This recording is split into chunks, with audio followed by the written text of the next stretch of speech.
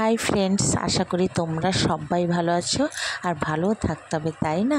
চলো সবাইকে জানাই শুভ রাখি পূর্ণিমা। তো চলে এলাম আমি আমার বাবার ঘরে।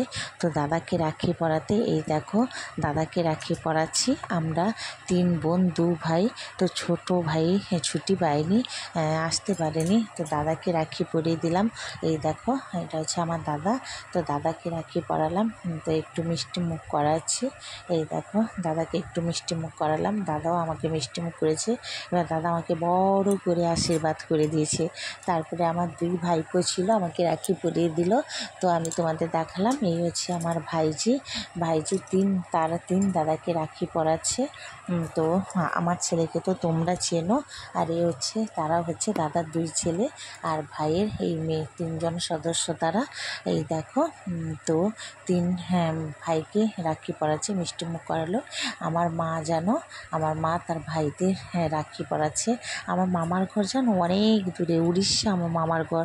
তো যাতায়াতের খুব অসুবিধা হয়, সে মানে সময়ে আসতে পারে না, অনেক দূর তো তো প্রবলেম থাকে। তাই মার ভাই দাদা কেউ আসেনি। তো দেখো আমার তার ভাইদের মানে নাতিদের রাখি পরাচ্ছে, মিষ্টি মুখ করালো, রাখি পরাচ্ছে আমার মা। এই দেখো কেমন লাগছে বলো, তোমাদের কমেন্টে জানাবে কেমন লাগছে, আমাদের পরিবারকে কেমন লাগছে। আমরা খুব মিলেমিশে থাকি, হাসি খুশিতে থাকি, হই হুল্লা নিয়েই থাকি।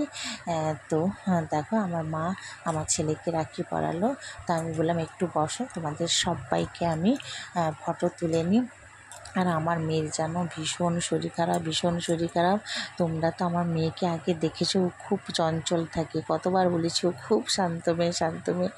নাহলে ও খুব দুরন্ত মেয়ে ছিল, দুষ্টু মেয়ে ছিল, কিন্তু দেখো এত শান্ত হয়ে গেছে। কেন বলো তো, ও না পায়খানা বমি করছে, আজকেই দিনে পায়খানা বমি, মানে সন্ধ্যার সময় খুব পায়খানা বমি করলো। তাই ও কিছুতেই আসতে চাইছিল না।